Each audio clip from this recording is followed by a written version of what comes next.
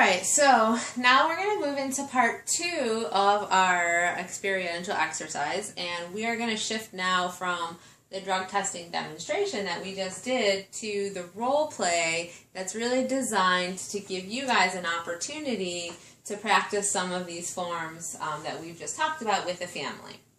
So I've distributed some role play parts during the break. I have a therapist, Mrs. Taylor, and Kim. And so what we're going to do now is, as a large group, we're going to review the weekly case summary excerpt for Kim's case, which focuses on the session where we're going to be introducing the drug testing to Mom, Mrs. Taylor, and Kim. So if you guys want to turn in your handouts to handout 11, that is the case summary that we're going to be working off of. What I want you guys to first do is kind of take a look at, we're going to reflect a little bit on the fit of Kim's marijuana use. As you guys can see, the top drivers for Kim's marijuana use is the lack of parental monitoring and the lack of parental consequences. And as you guys notice, the IG and the intervention steps that we have in the case summary this week are really focused on those two drivers. If this was a real case, the therapist may be designing interventions to get at more drivers, but again, for the purpose of this exercise and for the training, we really just want to help you guys have that narrow focus to give you an opportunity to practice some of the interventions that we've talked about.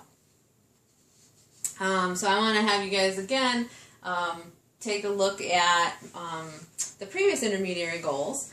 And what you're going to see here is that Mom worked in the last session to create a rule and some contingencies that are in place around Kim's drug use and the drug testing. Again, the MSC therapist is really working to set this up for success because we, of course, want to have that behavior plan in place before we start the drug testing protocols. Again, like I was saying earlier, it's really important that we don't try to give a drug test without having those contingencies set up first.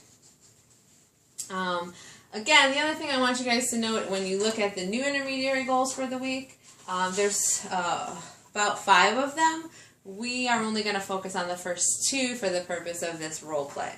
So, what we're really going to focus on is, as you look at the case summary, the therapist instructions, which are, first, we are going to introduce, we're going to complete intervention steps A and B in the new IG. So that's the goal of our role play exercise. So the goal is Mrs. Taylor is going to give Kim a UDS and apply contingencies as indicated.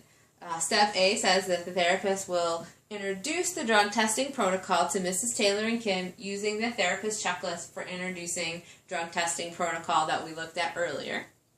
And then the therapist and caregiver without Kim are going to schedule when the next drug test will be done.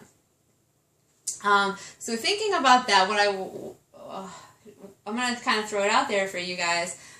What do you think, how do you think you would, as a therapist and working with Mrs. Taylor and Kim, structure the session effectively so that when you want Kim to no longer be in the session and when you want to just talk to Mom about when the next drug test is going to be given, how are you going to successfully get her to leave the session?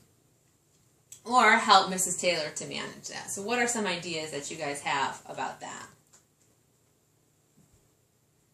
Yeah, and you could definitely do things like, of course, giving Mrs. Taylor the responsibility to let Kim know that she can be excused from the session.